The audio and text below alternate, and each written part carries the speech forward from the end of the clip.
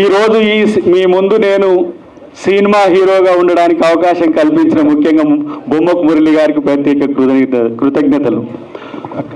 ఈరోజు ఈ సమావేశానికి నేను వస్తా అని చెప్పి సమయాన్ని సైతం ఇవ్వడమే కాకుండా నిరంతరం తన యొక్క ఆలోచన ఇటువైపు పెట్టిన మా డైనమిక్ లీడర్ కోమటిరెడ్డి వెంకటరెడ్డి గారు, ఆయన ఈ రాష్ట్రంలోనే కాదు ఉమ్మడి ఆంధ్రప్రదేశ్లో ఒక మనసున్న మంచి నాయకుడే కాదు, అన్నిటికంటే పేదల యొక్క పెన్నిదిగా చాలా పెద్ద పేరున్న మా అన్నలాంటి ఒక కుటుంబ పెద్ద. మా ప్రభుత్వంలో కూడా మా ముఖ్యమంత్రి గారు కూడా ఆయనను అన్నగా చూస్తారు.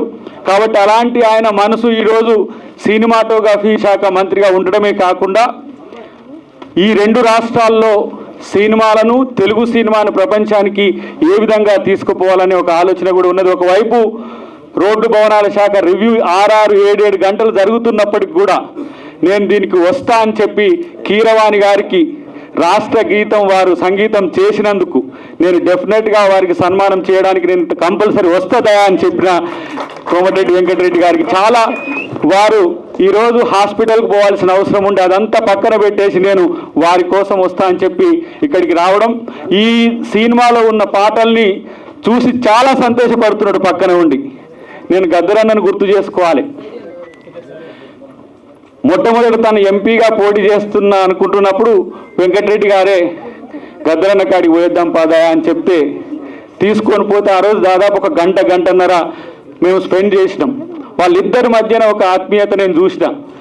నేను సరే మీ అందరి ముఖంగా కూడా వారు ఇక్కడనే ఉన్నారు కాబట్టి ఆ రోజు నేను ఒక తప్పుడు మాట మాట్లాడిన రోజు ఏమన్నాడు గద్దరన్న అంటే, వెంటనే కోమటిరెడ్డి గారి ఇంటికి పోదాంపా అని చెప్పి నన్ను తీసుకుపోయి నీ పెద్దన్న లాంటోడు వెంటనే పోయి పోదామని చెప్పిండు గద్దరన్న.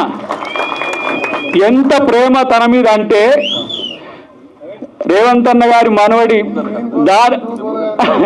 మేమిద్దరం గోలగాళ్ళం.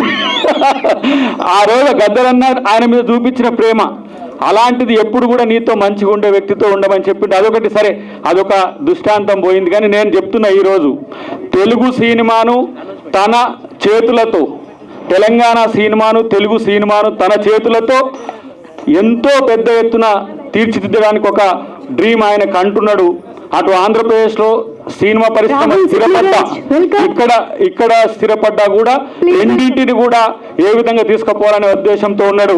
కనుక సినిమా గురించి ఒక్క ముచ్చట చెప్పి నేను ముగిస్తా.